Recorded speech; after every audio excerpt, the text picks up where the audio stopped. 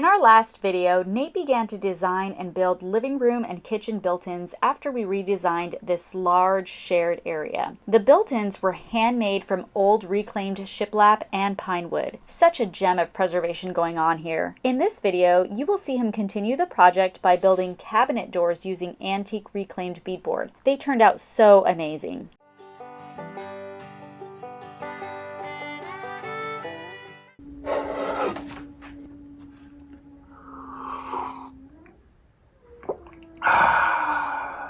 Okay, here is the finished work. I gotta let that dry. This is that parchment paper and then the glue. I couldn't wipe it off in time because I had to do a lot of this pretty quick. I'll just sand it lightly later and it'll be great. So I wanna teach you how to turn this old beadboard, and this is the back, but we wanna turn it into that right there. See that beautiful door? First off, you want to make sure that they're within the right size. You got to cut the ends. And this is very important. It's got to be flat. 35 there. This is the face frame for my cabinet back behind me. It's where I put it, but I just took it off. And this is the door that I built, the first door. And that fits in the left side of this face frame. That's the back. It has to be cut perfect to fit with about an 8-inch gap in all four corners. So how do I do that? Because the problem with a lot of these face frames, especially if you use old wood, I milled it down, I didn't get it perfectly square. So luckily I have the face frame held down with one screw, and later I'll tack it up after I get all these doors finished. But I'll show you my method. Put that down flat, and I set this right on top of it. I want it to be the same opening that I'm going to build a door. Now the side that's going to open, I want those lines to be perfectly squared up on that side. I want both sides perfect, but if I can't, I want the side that opens to be the one that has the perfectly squared side. So that's a 1/2 inch from there to the first line. Side's got to go that way just a very little bit. Put another clamp over here. So that's going to be a 1/2 inch and a 1/16. It's not going to be good, but let's try it. Right in the middle of that line there. So close. There. Nope. Okay. It's perfect. I'm going to call that good. I'm going to trace this exactly where I want the line cut.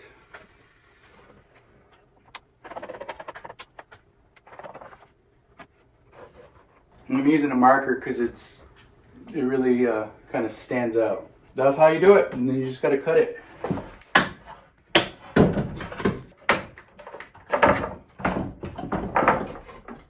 Now another thing I want to do is mark the bottom of you can use a piece of tape if you don't want to mark on here. Now I got to cut it.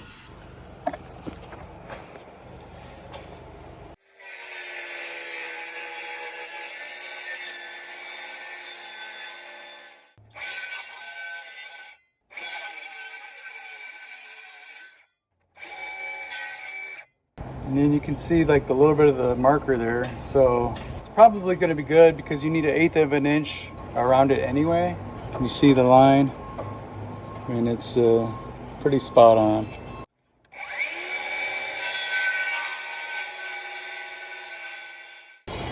There it is. Good job, me. Bam. Do 2 coats of primer. Early on a Thursday morning, I found a cute little friend in the garden. You are the cutest little thing with your little tongue. You little cutie pie. I'm going to harvest some of these red peppers for our jambon tonight. They're so pretty, bright red color, so red. And then I've got jalapenos here, starting to turn red. And then I've got some variety of Korean peppers. I didn't label them this time. We love our peppers. We love spicy food. My genim and my buchu. And all my Korean peppers. Okay, this is what I harvested. The 2 big green ones, skinny dark green, and then the 2 red ones. Excuse the mess here on our new built-ins, but we live here. We are living in this house while we're doing construction. These 2 in the bottom are going to be the doors. As you can see, I have to build 8 doors. So 4 shorter ones and then 4 of the longer ones. I just put these 2 together. As you can see, there's a lot of damage in some of these beadboards. That's okay though, because I basically built it so it'll be cut right here. Yeah, basically it'll be cut here and then just to the left of that. And so the process, it's a little time consuming. Now, this is an example of one that's been completed, but that's what the front looks like. It still has to be sanded a little bit better and painted.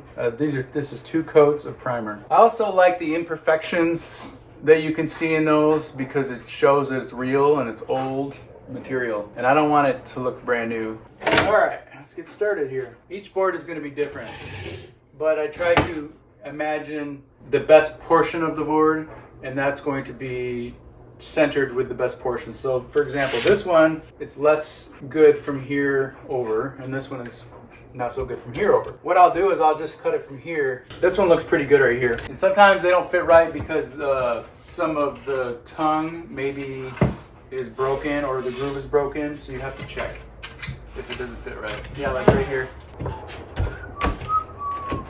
1, 2, 3, 4, 5. So I'm just temporarily kind of laying these out, dry fitting them, right? They're facing downward right now. This all can be adjusted later if it's not perfect. So what I'm gonna do, and I'm just gonna kind of eyeball where I want it. So I'm gonna want it somewhere in between here, right? I'm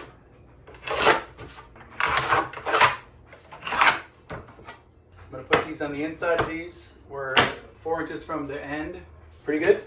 Then I'm going to countersink it first. That way we don't split this wood. 2 in each one of these.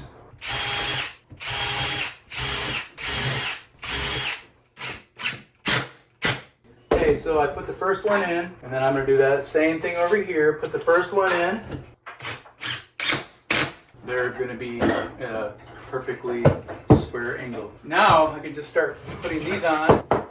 Lines up here, and now it's very important to make sure you look at the front before you screw it in to see if it's in there even and it doesn't look like it is. It looks like this bottom part is not in the groove right, so I got to figure out why. Something is blocking it from going in deep enough. Try that. Now, if sometimes it just won't go in all the way, that's okay if you're using old beadboard because it gives a character. You just want it to be pretty even, so if it won't go in all the way on one side, then you just lift the other side out a little bit. My groove is even. Okay, keep going. That's all you do.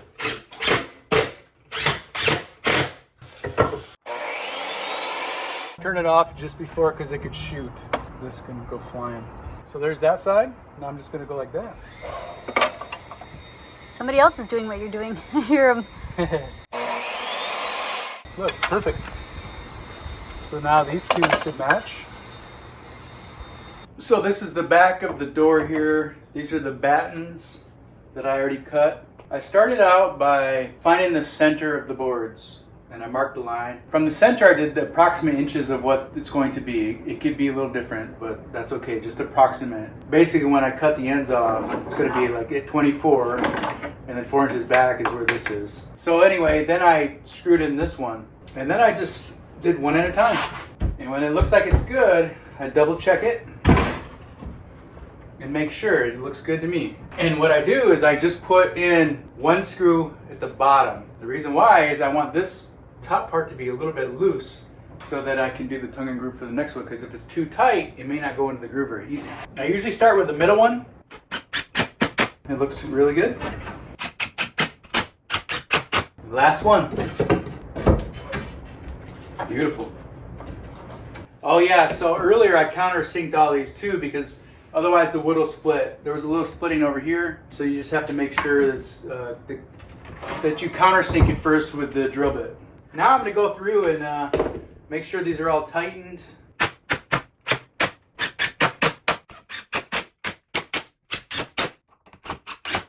Beautiful.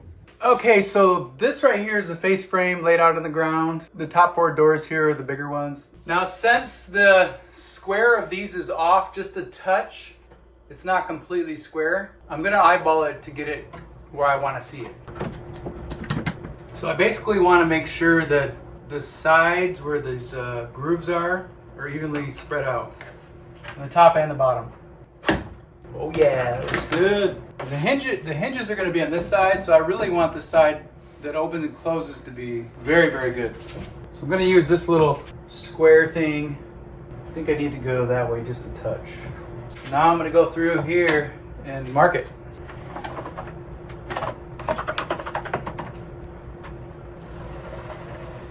I like using the Sharpie on this because when I cut it, it's easier to see. It's good feedback. Are you being recorded? Yeah. I'm gonna go ahead and see if that works. Huh? Talking to my camera. Very important, make sure you mark it up, down, and what number, because all of these are gonna be different. Up and number 4. That way you know which way is straight up. Now let's look at this. Looks bad, right? But this is gonna look really nice when we're done. You can even see how I made sure I could cut off the ends of that short one. I made sure it was long enough. Even some of the outsides of these boards that are really bad, I put them on the outsides because we're gonna shave off the outside. Gotta think ahead when you use these old pieces of wood like this to preserve them. This is the 4 doors for the top part of the cabinet.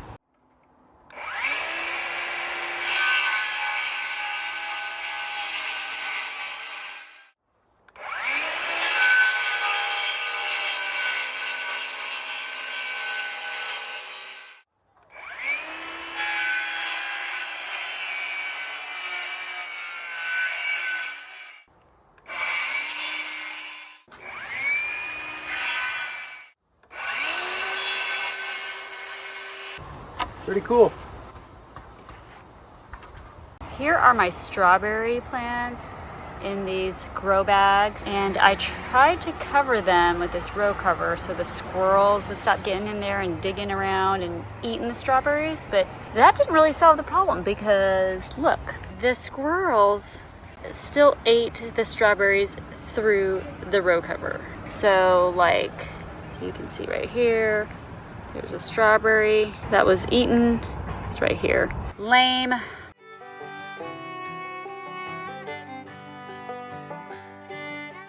So which ones are you looking at? I'm looking at all these right here. Are they're all the same, it's just different kind There's of 2 rows. like ways of they cleaned it. Yeah, maybe. 1, 2, Like 3, some are darker. Hinges.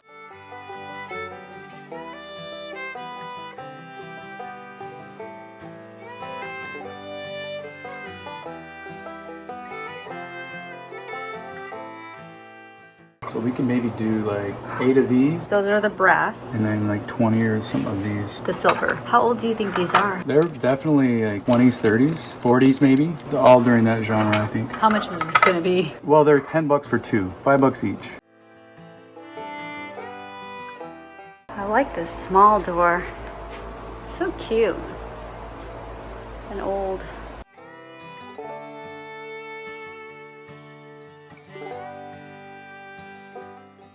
We need to come back, spend more time here. Oh, cool. Oh, we gotta go because they're like... Look at how cute this is, little ice box. I think we need to find one like that. I love it. It's so cute. I've seen them like on a regular basis. This is called Tiny House Kitchen. What is the price of this? That's pretty cool.